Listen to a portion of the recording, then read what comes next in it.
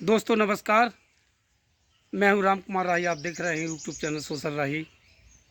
मैंने वादा किया था कि मैं जब भी किसी दूसरे शहर में जाऊंगा तो अच्छे से अच्छी इंटरव्यू मैं लोगों को दिखाने का काम करूंगा। तो आज मैं इंदौर शहर में हूं। आज हमारे बीच में जो गुड़िया बैठी हुई है, बहुत अच्छा इसका स्वभाव है। तैयारी भी इसकी बहुत अच्छी तरीके से चल रही है। और मैंने कहा कि बेटा मुझे इंटरव्यू की ज़रूरत है, और ख़ासकर आप बच्ची होकर के एक बच्चियों को, अपनी बहनों को, महिलाओं को एक वो सलाह देने का काम करोगी जो एक प्रेरणादायी बन जाए सलाह। तो मैं आपका बहुत आभार व्यक्त करता हूं, आप हमारे बीच में आई। तो बेटा सबसे पहले तो दर्शकों को अपना नाम बता दीजिएगा। मेरा नाम पूर्वेशी सिंह है। मैं इंदौर से आपके साथ। जी। तो आप इंदौर कब से रह रही हो? जी, मेरा तो जन्म ही इंदौर में हुआ अच्छा है। अच्छा, तो जन्म इंदौर में हुआ है। 2000। हाँ। तैयारी किसकी चल रही है आपकी? अभी सिविल सर्विस की तैयारी। अच्छा, सिविल सर्विस की। कहाँ तक पहुँच गई हो? अभी तो बस चल रही है, थोड़ी थोड़ी है स्टेप पे। अच्छा अच्छा, स्टेप चल रही है अभी। तो आप इतने बड़े शहर में रह रही हो, इसको बोला जाता है मिनी बॉम्बे। जी। मैंने लोगों के ज़्यादातर मुँह से सुना है हाँ हाँ। कि राही जी इसको मिनी बॉम्बे के नाम से जानते हैं। बिल्कुल। तो इसमें प्रसिद्ध जगह कौन सी है जो मेरे दर्शकों को बहुत अच्छा लगे? जी, यहाँ पर सबसे ज़्यादा तो इंदौरी लोग जो हैं वो खाने के लिए बहुत ज़्यादा जाने जाते हैं। जी यहाँ पर हमारा छप्पन जो है वो खाने के लिए बहुत ज़्यादा प्रसिद्ध है। जी फिर अगर हम ऐतिहासिक तौर पर बात करें तो हमारे यहाँ पर राजवाड़ा होलकरों ने बहुत ज़्यादा राज करा है यहाँ पर। जी और फिर उसके बाद में अगर हम यहाँ मंदिर देखें तो विजय सन टेकरी है, फिर उसके बाद में खजराना है। जी। तो यहाँ पर पर्यटन की दृष्टि से बहुत ही अच्छा माहौल है। अच्छा, मैंने सुना है कि यहाँ से लगभग 20-25 किलोमीटर की दूरी पे एक पड़ता है मऊ छावनी। जी जी जी। तो वो बहुत प्रसिद्ध जगह है जहाँ पे बाबा साहब की जन्मस्थली जी बताया जाता है। जी। जी आप सही। भी जानती हैं हाँ। उस स्थान को? बिल्कुल बिल्कुल। क्या कभी गई हो? नहीं, अभी तो मौका तो नहीं मिला है, पर इच्छा है कि हाँ जाऊँ मैं। ज़रूर जाना। जी जी। वहाँ मैं गया था, वहाँ का मैंने दृश्य देखा, वहाँ का वीडियो भी बना कर के मैं लाया हूँ। वहाँ काफ़ी लोगों की भीड़ भी थी।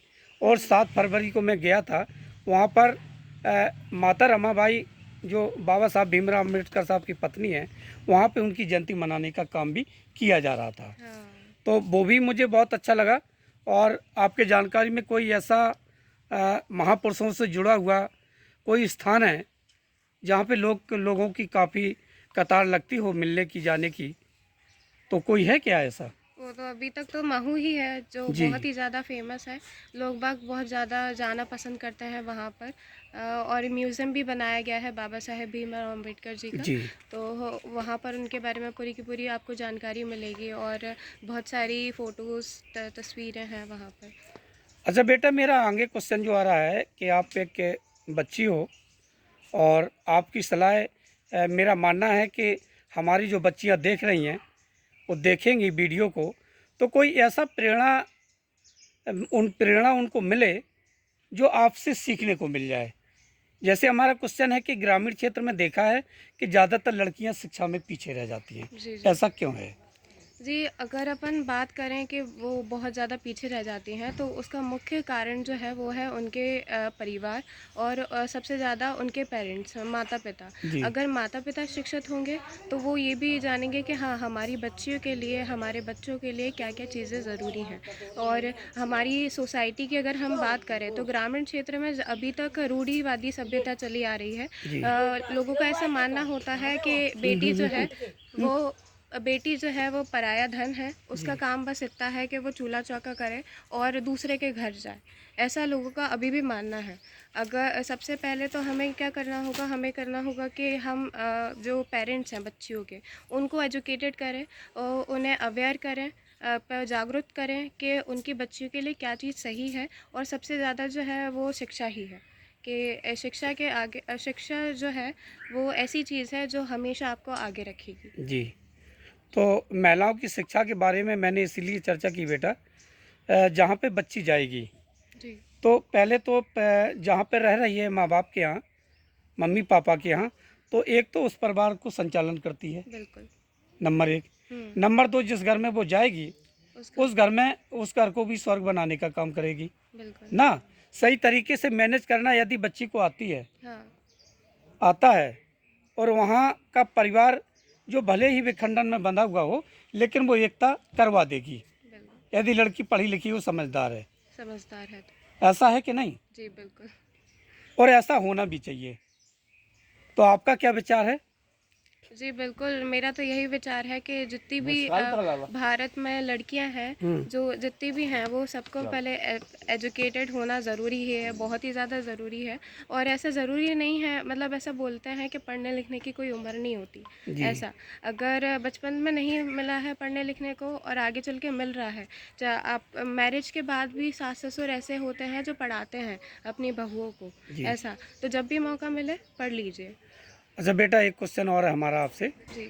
जैसे ज़्यादातर मैंने देखा है कि बच्चियां या बच्चे जो पढ़ने का काम करते हैं, यदि उन्हें नौकरी नहीं मिलती है, पोस्टेड नहीं होते हैं, तो उन्हें ऐसा लगता है कि मेरा पढ़ना बेकार हो गया। हाँ, आपका क्या मानना है? हाँ, वो थोड़ा बहुत देखो ऐसा है कि ज़िंदगी जो है उसमें हमेशा अच्छा नहीं चलेगा, अप्स एंड डाउन्स आते रहेंगे ज़िंदगी में। तो हमारा ऐसा मानना है कि हमें कभी भी डीमोटिवेट नहीं होना है, हमेशा मोटिवेट रहें ऐसा। और अगर मतलब हमने अपना बेस्ट दिया है ना, तो हमारे साथ भी अच्छा ही होगा, हमेशा ऐसा मान के चलें कि हमने कभी किसी का बुरा नहीं करा है तो हमारे साथ भी कभी बुरा नहीं होगा। और चाहे चलो मतलब सर्विस नहीं मिली, पर हमने इतना तो कर लिया कि हम अपना पेट पाल सकते हैं जी। अच्छे से। अच्छा चलो, मैं बाबा साहब की बात करता हूँ कि बाबा साहब ने पूरी उम्र पढ़ते पढ़ते निकाल दी, और शायद जिनकी जितनी डिग्रियां बाबा साहब के पास थी, मेरा मानना है कि पूरे विश्व में किसी के पास नहीं थी। किसी के पास नहीं होगी। लेकिन उन्होंने दिल और दिमाग सर्विस पे नहीं लगाया। हम्म। किस पे लगाया? लोगों को आगे बढ़ाने के लिए। हाँ, तो शिक्षा एक वो शेरनी का दूध है जो जितना पिएगा वो दाढ़ेगा। वो सर्विस के अलावा भी काम कर सकता है, वो सर्विस नहीं भी लगती है, हाँ, तो भी कोई लेकिन वो नहीं समाज के लिए काम करेगा। बिल्कुल। हाँ, जितने भी महापुरुष हुए, उन्होंने शिक्षा पर सबसे ज़्यादा जोर दिया। और आपके बिरसा, फूले, साहू, अम्बेडकर, जितने भी महापुरुष हुए, उन्होंने सबसे ज़्यादा यदि काम किया तो फिर महिलाओं की शिक्षा पे काम किया। वो हम लोगों को अगर बढ़ाने का काम किया तो महापुरुषों की देन है। आज हम लोग इतनी ऊंचाइयों पर बैठे हैं, महापुरुषों की देन है। तो कहीं ना कहीं, और महापुरुष किसी भी जाति विशेष का नहीं होता है, किसी भी समुदाय से नहीं होता है, वो सारे समुदाय से होता है, सारे समाज के लिए काम करता है, सभी के लिए काम करता है। आपका मानना है ऐसा? जी, बिल्कुल। उन्होंने कोई भेदभाव नहीं करा है। जी। उन्होंने इक्वालिटी को प्रमोट करा है, और मतलब ज़्यादातर जो है वो वुमेंस की एजुकेशन पर ही काम करा है। जी जी तो जी। ये बहुत ही अच्छी बात है। चलो, आप हमारे बीच में आई और बहुत अच्छा लगा। आपने बच्चियों की, महिलाओं की जो बात रखी, इसके लिए मैं बहुत आभार व्यक्त करता हूँ। साथ में नमो बुद्धाय, जय भीम करते हैं। जय भीम।